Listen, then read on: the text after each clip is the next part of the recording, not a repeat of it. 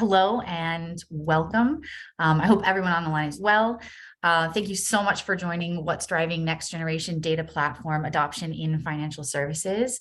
Our discussion today will feature one guest speaker and one of our Mongo experts. So I'm so pleased to introduce you to Noel Johanna.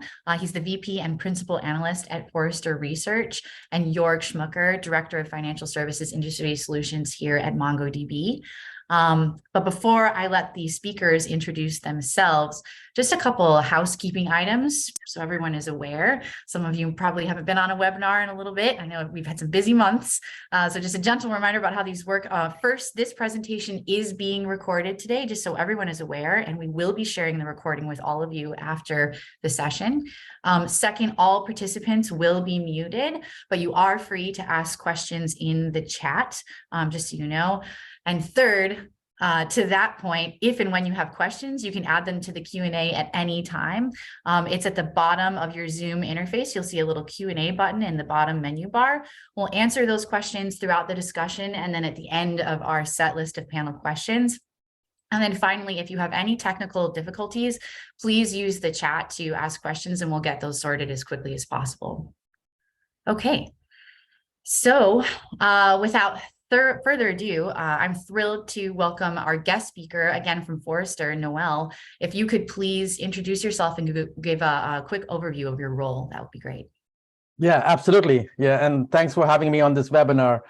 My name is Noel Johanna, analyst with Forrester. I cover more on the data management, the data warehouses, the data platforms, and the cloud computing. I've been Forrester, I guess, so many years, like more than 20 years now. Covering all these things, and also cover many different areas around customer retention and customer experience as well. Perfect. Beautiful. Thank you so much for joining us, Noel. I'm also pleased to welcome Jörg from Mongo. Jörg, again, if you can introduce yourself and your role here at Mongo, that'd be great. Thank you, Red. Hello, everybody. Yeah, my name is Jörg Schmucker. I'm based out of Switzerland, and as you can see from the picture, probably, I like skiing and being outdoors. I lead our financial services solutions team here at MongoDB. I've been in that role for not even a year. And before that, I spent 25 years in banking, ranging from being a business user, actually a trader, to a business project manager and also IT manager. All over the place. Oh, perfect. Well, we're so glad to have both of you.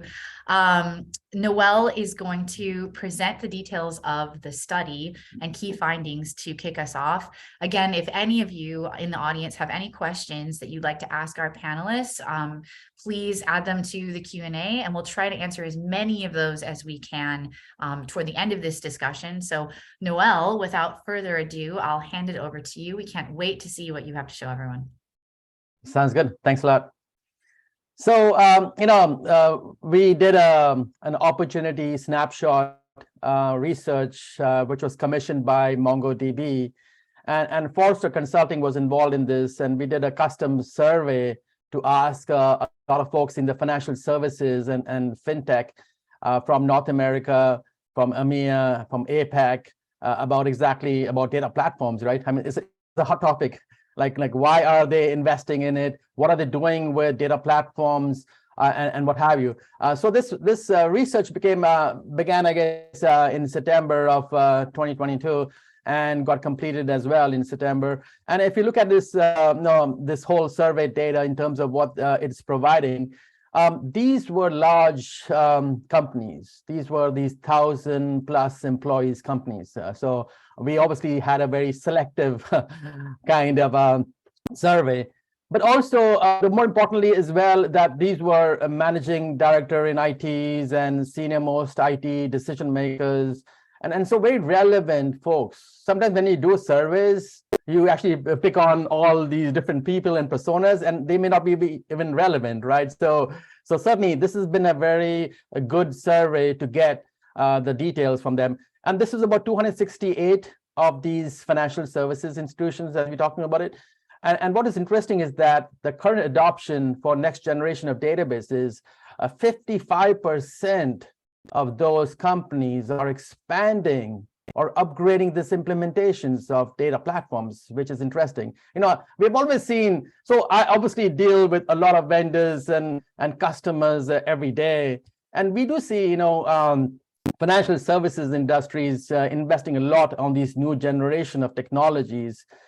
They have to be in the cutting edge, the bleeding edge technology. And this is not surprising to see that 55% out there in terms of implementations of these data platforms. We'll get into more discussions about data platforms because that's an important part. I just want to level set as to what we define as the next generation data platforms. Basically, the next generation data platforms, as we talk about it, it includes actually having this multiple data models, which is document and key value and graph in a single platform. Normally, you would actually have separation of these data models, in sometimes implementations. But what we are seeing as a trend is that we need to have collectively a single platform for these models. And why do we care about it? Well, because it's all business data. Like, why do we have a separation of documents separate and key values separate and graphs separate, right? And sometimes it's business requirements that like microservices applications is a big one where people are wanting to have a single API call to a platform as opposed to making 10 different calls to 10 different platforms, I guess, right? But the next generation platform also includes speed and scale and integration and performance and security over the persistent model which we have had for decades.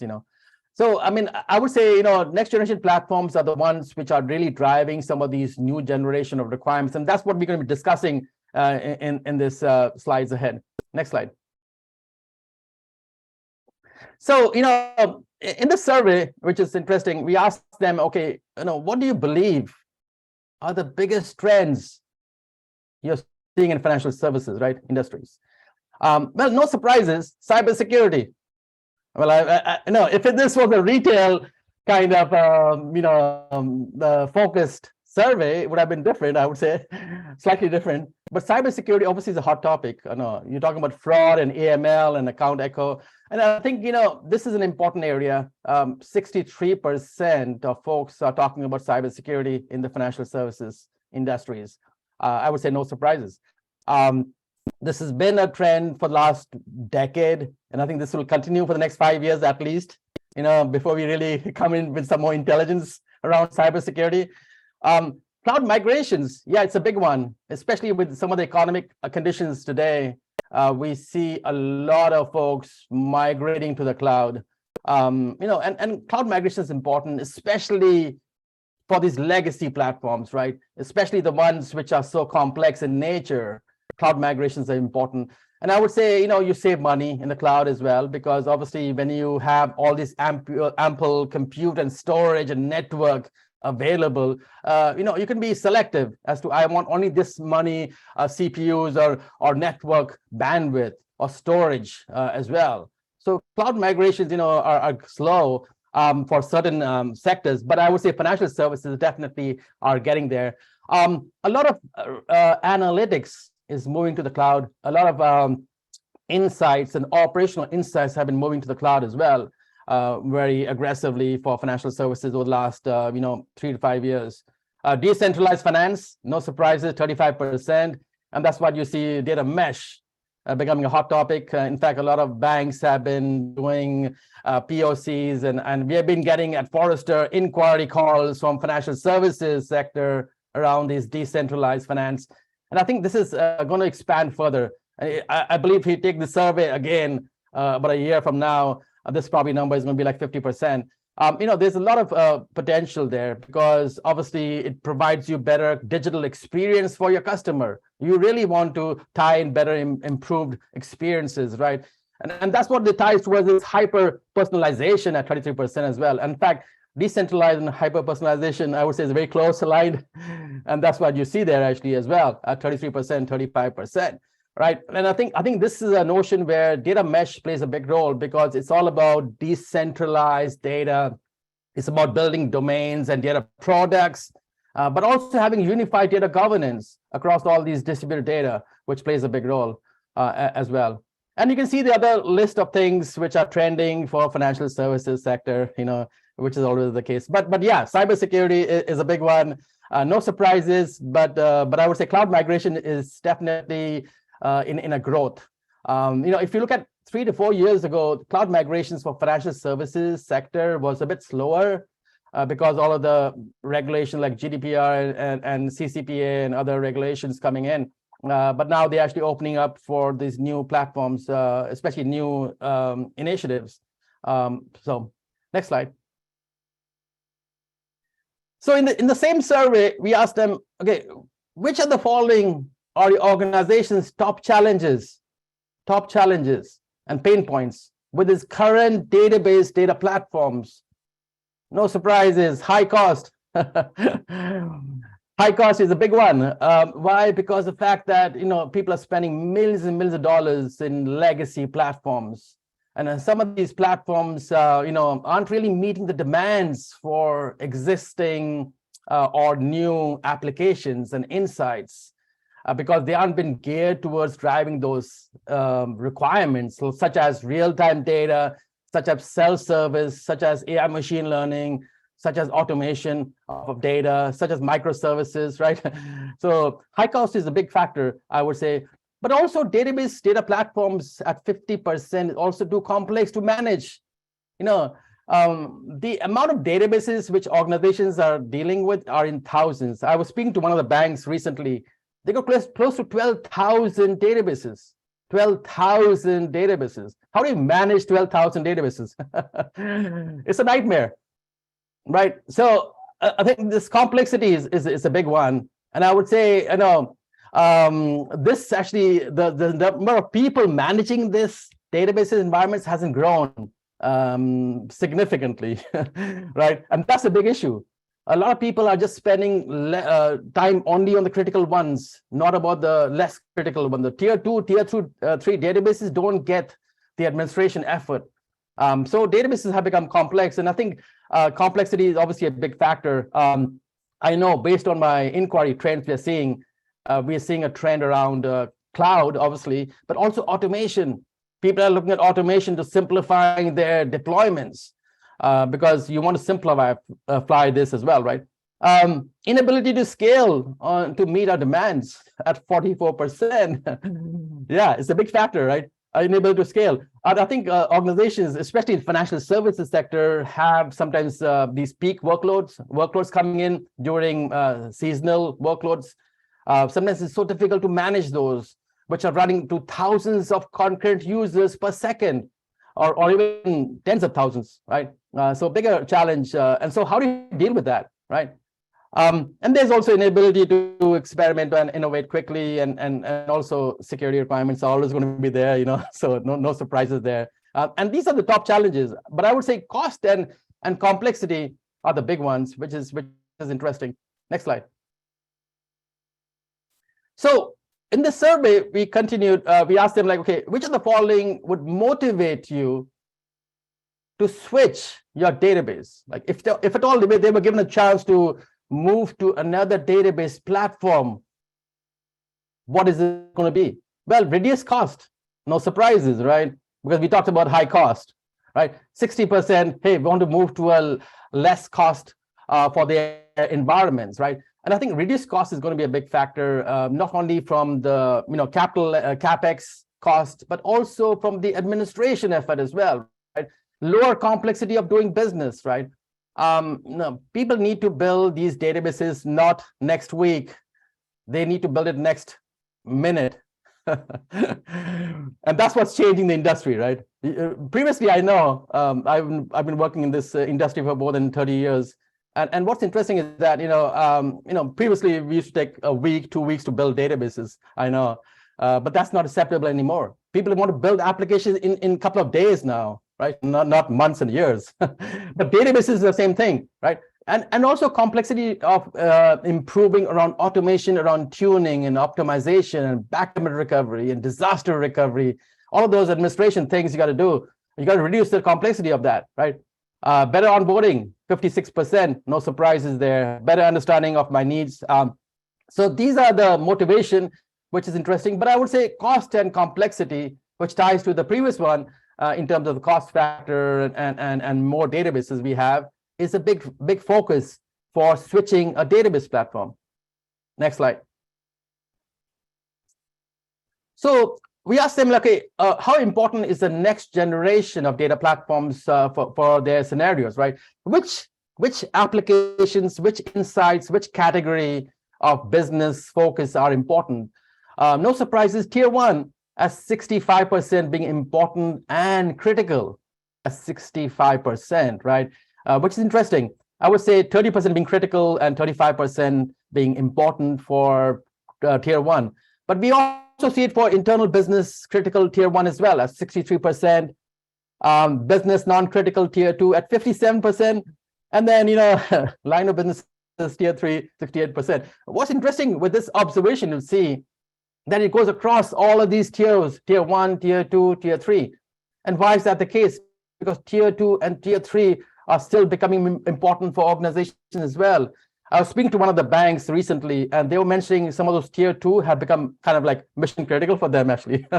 It's not surprising, right? People are really wanting their systems to be 24/7 and high performance and high scale as well. And tier two and tier three don't get all of the attention you need. I would say 80% of all of the administration done today by financial services companies are done for tier one. Tier two, tier three don't get that administration efforts from a tuning and backup and recovery and disaster recovery. And that's why they're needing this next generation of data platforms to having them more automated and simplified as well, which is interesting. Next slide.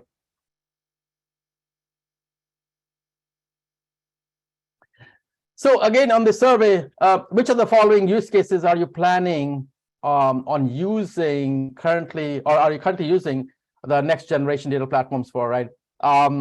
Fraud detection, right? We talked about an important area of focus in financial services, right? I think fraud detection comes up quite a lot in our discussions with customers in financial services, but also other industries as well, like retail and healthcare. But risk management analytics at 46%, AML obviously at 46%, and I think core banking at 44% as well. So I would say, these are important elements of where the use cases are being implemented for next generation, right?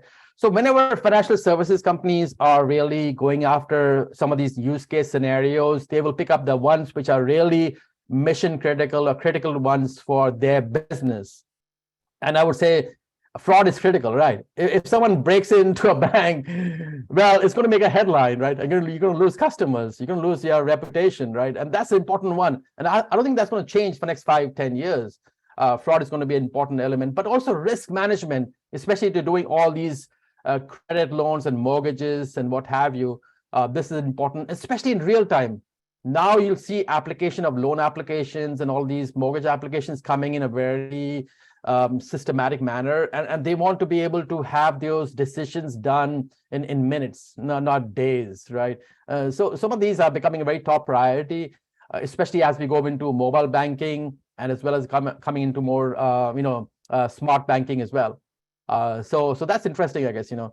And core banking, I think, is also getting improved as well, because people want to provide a better customer experiences. So I think every bank today is starting to strive on this core banking to really not only retain customers, but also get new customers and give them the experience they need, giving them recommendations about how to save money, but also giving them additional opportunities to expand their portfolio of things within a banking system as well.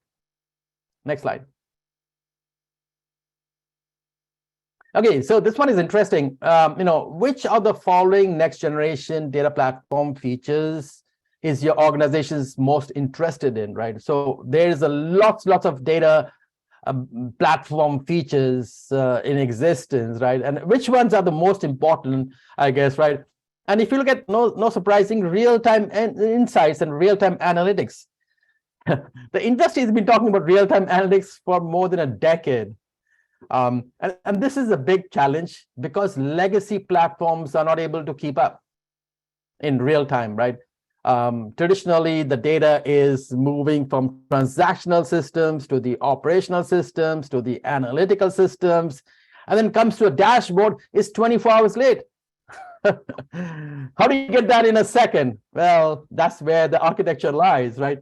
When you have this next generation databases and data platforms, you're trying to contain these different models together. You're also doing multiple workloads in a single platform, as Forrester calls it, translytical platforms.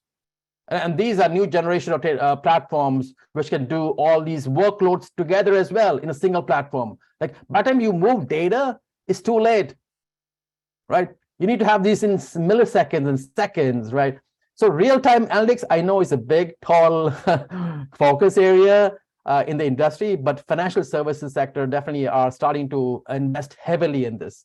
And we're going to continue expanding and really having more coverage on real-time insights in the coming years, I'm sure as well. Document and key value store has become very important. I've seen a lot of these insurance companies and financial services sector really talking to us about documents and key value store because that's more efficient to store customer data, business data. Sometimes it's not efficient to store it in rows and columns.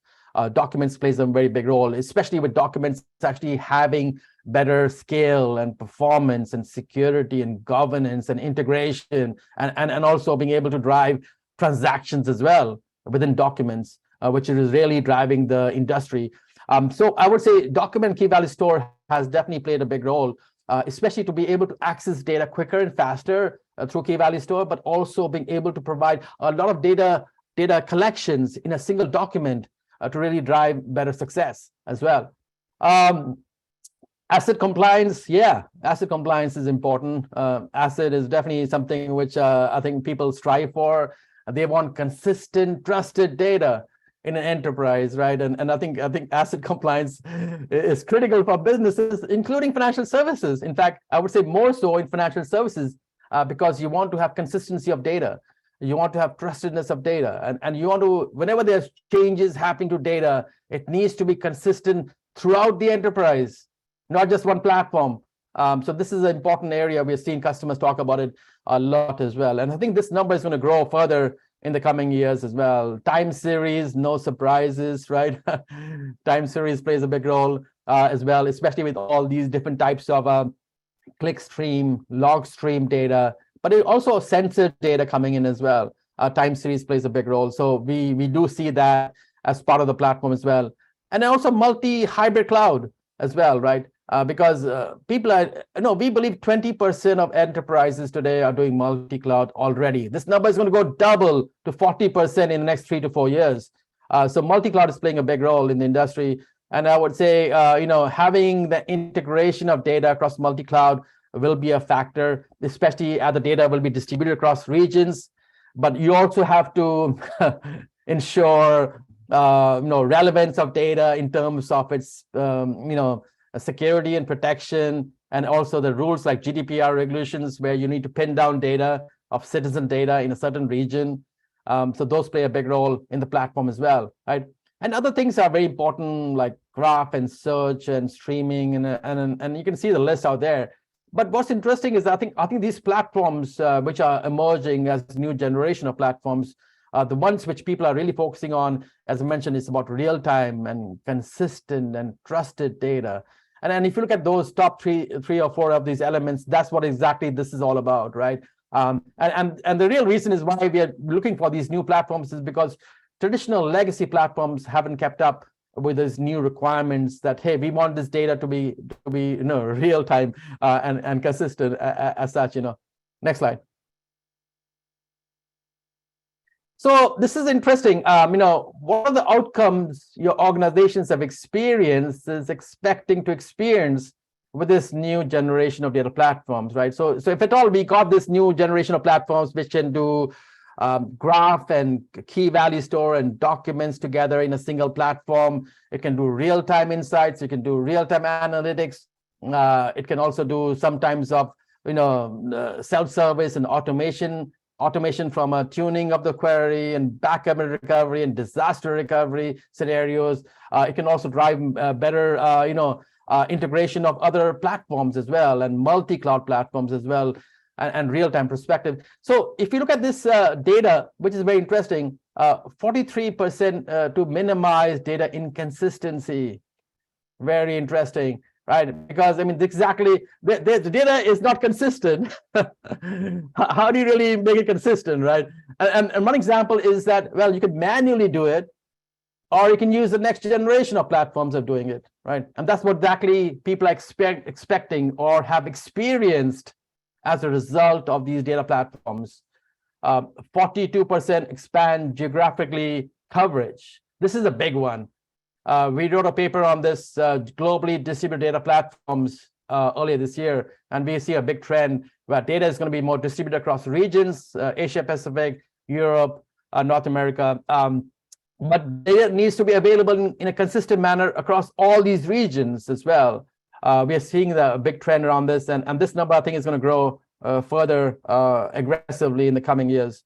40% free up resources for development and operations to focus on innovation. Yeah, why wouldn't you do that, I guess? And I think, as I mentioned, the legacy platforms haven't kept up in terms of the automation and simplification. It takes a lot of people trying to manage it. I know one of the banks was mentioning they have dedicated people for tuning queries. Like are you serious?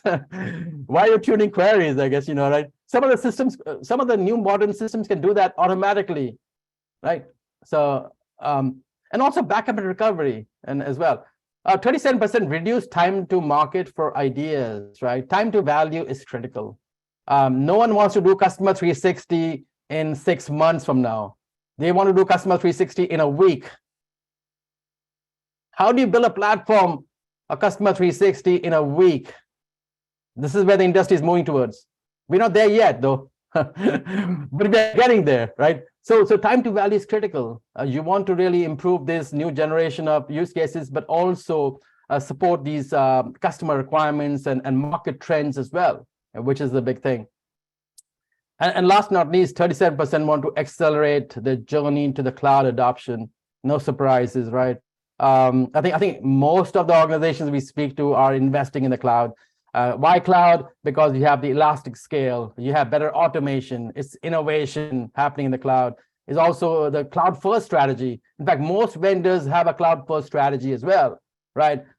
So you're gonna miss out on the innovation if you're not there in the cloud, by the way. But also the simplification models you're building in the cloud really makes a big difference for organizations as we speak. Next slide. Yeah, with that, I would like to thank you and hand it back to you guys. I know. Thank you, Noel. That was just a fabulous overview. Thank you so much for bringing the study insights to this webinar. Really interesting detail around operational and cost drivers, as well as innovation drivers, which I think is one of the things we're going to be talking about today. It's very clear that the last 3 to 5 years of shifting market trends have really reshaped how these organizations are approaching data platforms. And I'm excited that we'll be digging deeper into that. So first, I saw a few questions came into the chat. Please do keep the questions coming. We'll be adding those to some of the preset questions we have for our panelists as we move along, and we'll fit in as much as we can before this hour is over. But without further ado, let's dive in. I want to open the discussion up to Jorg first. Jorg, what are the business problems that are triggering financial institutions to really rethink their approach to data, as we just heard from Noel? So, we heard that cybersecurity, fraud, risk management, AML are top of mind for IT decision makers these days. I think that's already the second wave of adoption of these data platforms, because if I look at my personal background, a lot of firms used to adopt document-based and modern data platforms because they needed the rapid innovation that was key to their success. But that was rather a small localized thing. So when we look at fraud, AML, and all these other things, these are holistic problems. You cannot solve them easily if your data sits in silos. So freeing the data from the chains of the relational silos is, I think, one thing that we see people need to do. And that's not a new problem, right? People have done this for ages with data warehouses, and then we saw a huge amount of data lakes being created, but all of these were not platforms. They were bespoke solution, as Noel pointed out. And I've seen customers that had like 3 different data lakes and 5 different data warehouses, and they were all bespoke and for a specific purpose, but they did not have a platform. I think now FSIs have realized that they need a holistic approach. They need to manage the layer on top of it. That's why topics like data mesh become interesting. They want platforms that combine transactional things with analytics. I think Forrester calls this translytics platforms, and I think that's a very good term and very important, because that opens that road to real time. And with that road to real time analytics and all this this immediatelessness, we need to make a shift left towards the developer being much faster and much more powerful, quote unquote, as what they can change. And all this comes together in this space. Noel, I saw you nodding there when Jorg was bringing up these chains of data lakes, the chains of warehouses, bespoke solutions evolving into a holistic platform, or like he said, translytics. Does this line up with what you're seeing in the industry as well? Yeah, absolutely, right. And I think I was smiling about that. There's actually the silos thing is a big thing, right? The silos of data. We got silos of data with structured data, unstructured data, semi-structured data. We got data in the cloud. We got data on premises. We got data at the edge. and how do you get this consistency of data? And I think, a lot of data is duplicated. More than 30% of data in an organization is duplicated. And that leads to inconsistency of data. I know one bank was mentioning to me where they had two departments creating these reports, and they did not match. Those reports did not match, even though they were coming from almost a similar data set. And why was that the case? Because there were some transformations they had done in one of the data sets, but not the other data set, and led to inconsistency of data. and I would say, yeah, silos is a big thing. Inconsistency of data is there, but also multiple workloads in terms of having analytics and transactional and operational together in a single platform is critical, as we call translytical, because you can't, by the time you move data for certain things, it's too late. Like fraud detection, you need to have this in milliseconds. By the time you move data, it's too late.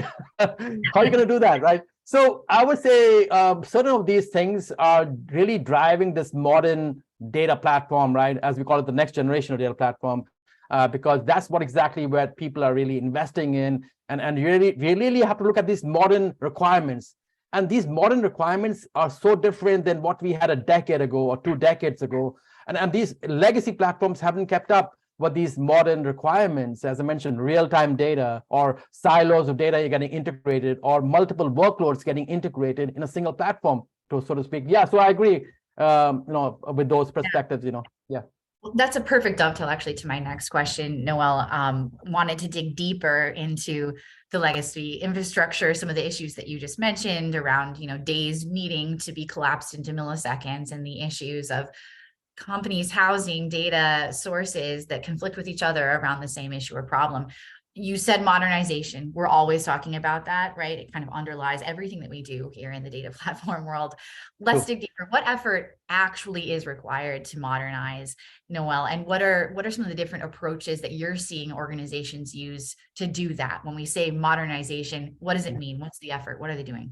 That's a good question, actually. Yeah. What is interesting is sometimes people think and believe that when they go to the cloud, they'll modernize their platform. And the answer is no.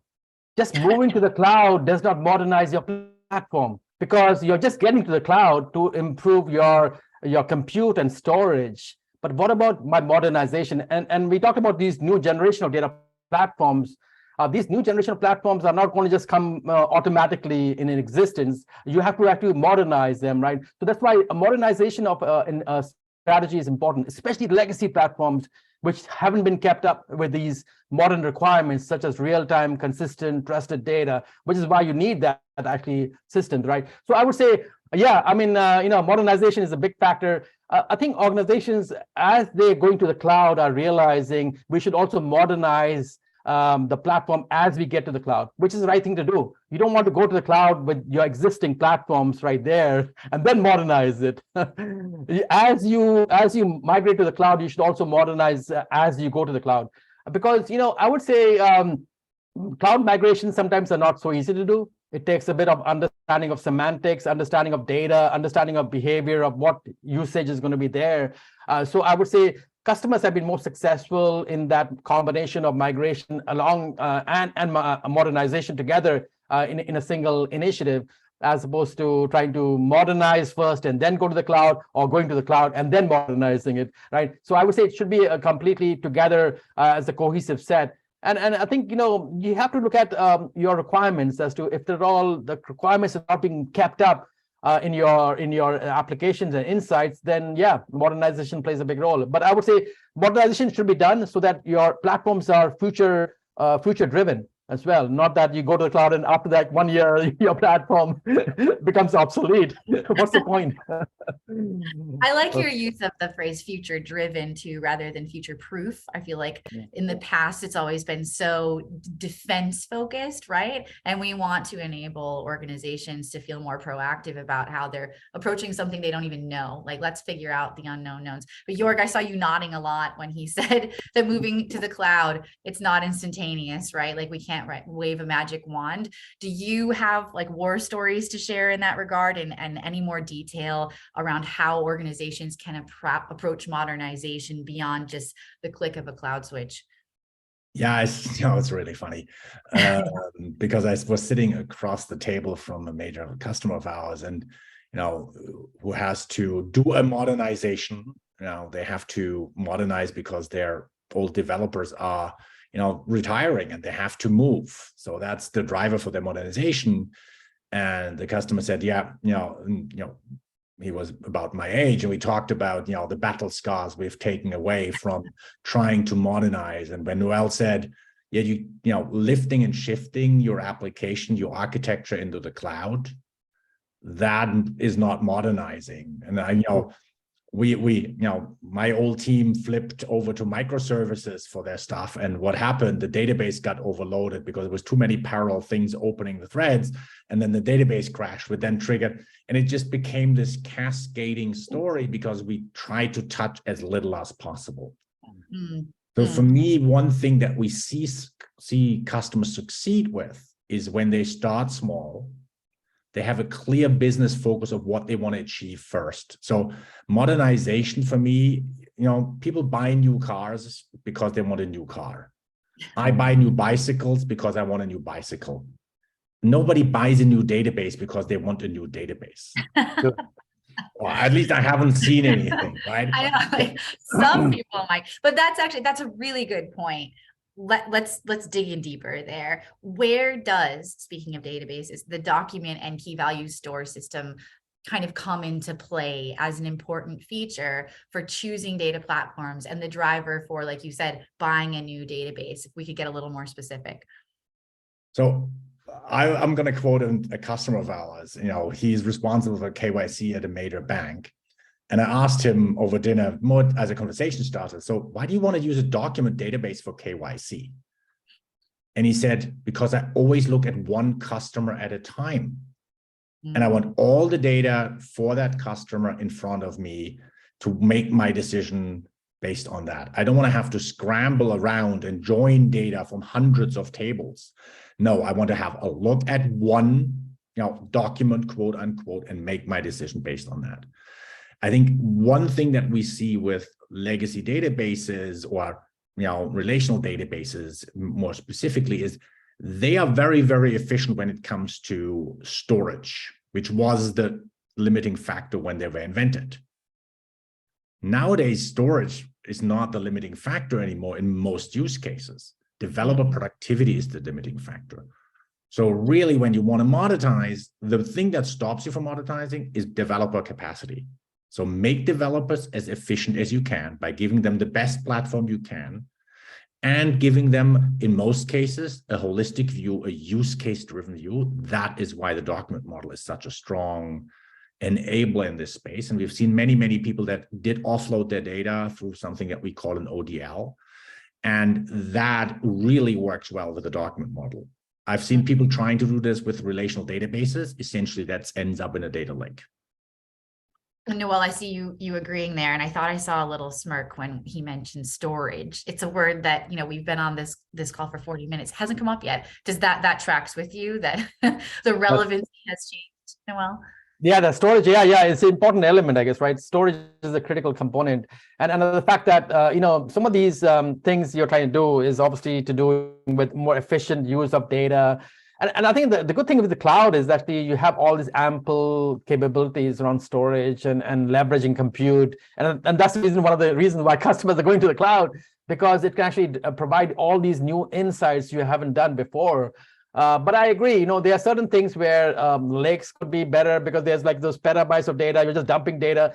But, I would say modern data platforms are all about this real-time stuff, which lakes cannot do actually, right? Lakes are just okay for good analysis, which are maybe batch-oriented or maybe delayed-oriented, which says, okay, I'm going to do it every 24 hours and run a cycle on those. But sometimes people need this real-time insights, like, okay, I want to have a customer calling in. I need to know exactly if there's a customer churn going to happen with this conversation we're going to have with this customer right away in seconds and milliseconds, right? And that's the importance of these new data generation platforms, which can drive those success points, Mm-hmm. I'm glad you brought up cloud, and how, just that storage is like built in, it's built into that capability, right? So it's not nearly as much of a relevant and complex decision. But let's talk more about cloud, Noel. I have a specific question in that regard. You brought it up as one of the key features driving investment in next generation data platforms. Does it surprise you in any other way that like multi and hybrid cloud capabilities is indeed still the biggest driver for investment? Yeah, absolutely. I think it's not surprising, first of all, because especially in financial services sector, because, well, first of all, a lot of legacy platforms still exist on premises, and no, they're going to eventually move gradually to the cloud. Most of them have moved their analytical workloads and operational workloads to the cloud, and transactional workloads are moving slowly to the cloud as well. So we're going to have this hybrid world, but also multi-cloud. Multiple clouds, as I mentioned, is important. I mentioned about 20% of enterprises are doing this multi-cloud today, and 40% are going to be in the next 3 to 4 years. So this number is going to grow. And you take advantage of native capabilities of these multi-cloud, right? Certain clouds have better native capabilities, maybe better scale on a Windows platform, for example. So certain organizations will leverage that platform like Azure versus AWS. But I would say, multi-cloud is here to stay, but also the edges as well. The edge plays a big role as well, right? We have all these smart driverless cars and smart devices into coming in existence. So data gravity is pulling data in different directions, right? It's going to be on premises, it's going to be cloud, it's going to be multi-cloud, it's going to be at the edges as well. So you really need actually to have consistent, trusted data. And so how do you get to that model of consistency and trustedness of data? And that's what we are talking about, this new generation of platforms which can enable that benefit, right? Because when you can bring together all these different data models like the documents and the key value store and time series and graph in a single platform, it can really open up the doors for these new generation of these applications you're building, microservices, mobile applications, smart application you're building, which really changes everything. So we definitely are seeing that, hey, we're going to have a hybrid world, we're going to have a multi-cloud world, but that we also need some sort of a technology to bring them together, to really drive that disconnect we have of the silos, as we talked about it. So yeah, I think the next generation platforms are the ones which people are investing in for the next next coming years, especially for doing these modern applications, I guess. A phrase stood out to me there, as you're talking about the triangulation of these key players, it was data gravity. I don't think I've heard that before. Love that. But on the flip side of that, there's, of course, regulatory gravity, right? Like, and they don't always jive. So, Jorg, I want to ask you a question in that regard, with regulations, of course, starting to state that all data should not be on one cloud provider. Like, we all know this. But we're seeing also all this pressure to be moving. Are you seeing customers adopt these approaches as quickly as Noel is stating it? And what are some of the barriers that you're seeing in place? So, in short, yes. And for me, the barriers for people to move onto cloud seem to be higher than to moving onto multiple clouds. Obviously, you start with one and then you bridge them, but that transformational mind shift in people's heads of, maybe not having all your customer data scattered over all your systems, maybe, ring fencing them somewhere, or just thinking about them slightly differently. That is something that people are still working on. There's a lot of technical problems with this and so on and so forth. So there's a lot of that. But we also see the hybrid and multi-cloud space becoming much more important for people.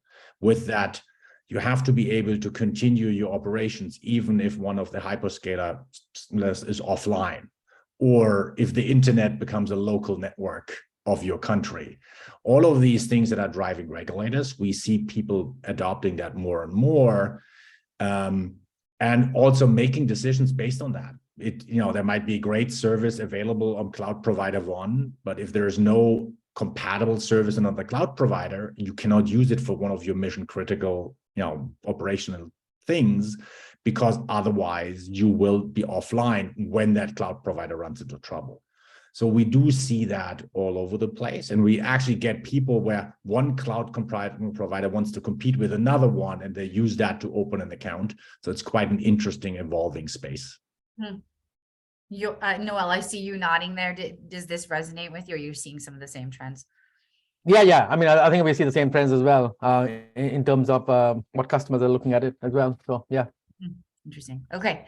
I have a couple final questions in some of, like our preset track here, but I do want to pop over to the chat quickly.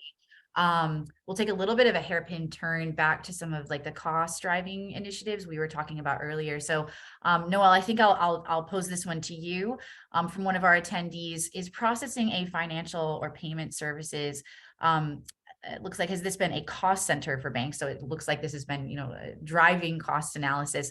How do we transfer this to adding value or a revenue center, processing financial and payment services? Yeah, I mean, I think it's a good question, right? First of all, processing payment centers obviously can be complex, especially in this digital era. You really have to look at the values in terms of what are things. First of all, you have to centralize it, right? You got to centralize it. So certain behavior, you obviously have to have high performance processing systems for doing that as well. But you also have to integrate with other systems as well, right? To driving sometimes the value of these payments, to understand exactly the payment behavior, to understand the trends around it, to understand the fraud cybersecurity part of it as well, right? So a combination of those things have to be done as well. Not just that, hey, I'm going to process this payment for the sake of processing a payment, right? But I would say these new generation of things are going to be there, but also having all of the applications and APIs taking advantage of the data in more real time for driving better customer retention, customer experiences, upsell, cross-sell opportunities as well, right? So whenever there's a payment, there could be an upsell, cross-sell opportunity right there. But also whether there is a cybersecurity thing going on in the process as well, right? So I would say, again, this leads to this data platforms, which is the requirements. This obviously needs to be low latency, right? Payments have to be done in memory. You can't even put it on disk, actually, sometimes. You have to put it into DRAM, the flat memory DRAM. To really drive low latency access. So, I mean, I think that's important, but also integration of data will be critical to driving a 360-degree view of that payment that's needed to really create a value. And Jorg, would you agree with that? I heard, like real time is something that stood out for me there. Do you agree that that could be one of the strategies to evolving payment processes from cost center to revenue center? I find it, I'm not a payments guy originally, and I've been, getting involved more and more with payments, and I find it a fascinating ecosystem. It's very complicated for something that should be so simple, right? But that's a different discussion. It's a huge market. The revenues in that market are gigantic. So for me, the thing that makes it look like it's actually one of the biggest revenue drivers in financial services. If you think about, the two companies that have the highest, I think, of the major companies, obviously, income ratio are the most profitable are card companies, payment networks. It's a super profitable business. It's very, very large. So I don't think it is a cost center per se. We just have treated it often as a cost center because there was no innovation. Now it becomes suddenly important that you can do payments, instant payment, which means inside 5 seconds, right? You can do payment fraud detection within milliseconds, so you don't have the 3D S2 problem that everybody, just stops checking out because you have to show a picture of your dog or something which you don't have with you when you want to pay. All this stuff, these hurdles, you can only take them away when you have good fraud detection. And that's where real time becomes important.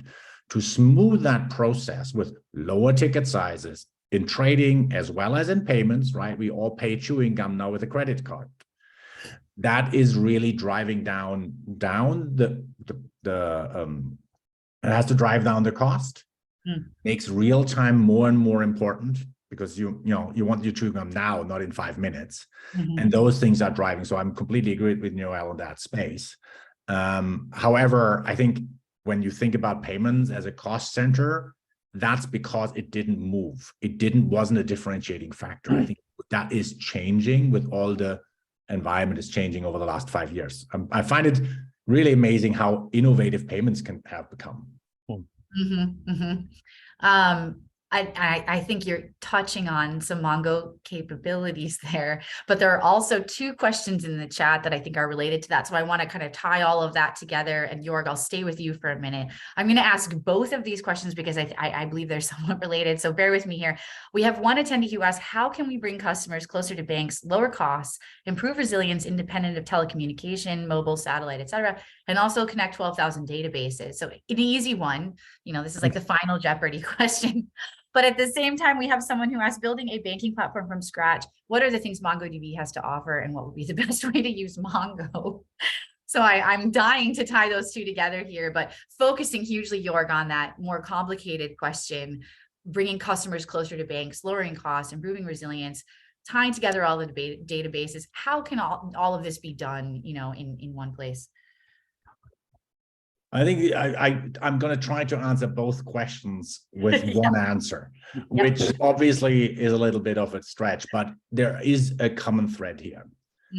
When you look about building a modern banking platform, then for me, the difference is you're not going to base this on a massive monolith mainframe in the back end. One thing that, is at the core of the cloud revolution is, if we want to scale, we realize we need to scale horizontally. If we scale horizontally, we create a problem because you are depending on more and more and more and more components. That means if you are depending on 100 components and they all have 5 nines, you're going to be 40 minutes every day out of service. So you have to build different platforms differently than you used to do that when you had really this super high quality, relatively small, monolithic hardware. So when you build a banking application today, think about building it in scalable terms right away. Think about driving that and making the development easy and not hard. Do not get bound down by that. The same is trending for the 1,200 databases. And I think there was another comment on that. The 12,000 databases probably have, let's say, make up a number, 1 billion lines of code associated with them in the applications. Transforming the databases and the data is something maybe we can get done. How do you transform 1 billion lines of code? That's the real challenge and the thing here. And that's also why we see a lot of customer easing their way into that. They think, you know what, accounting hasn't changed that much. I can continue using my own mainframe for accounting and let it run every 24 hours. Accounting is fine.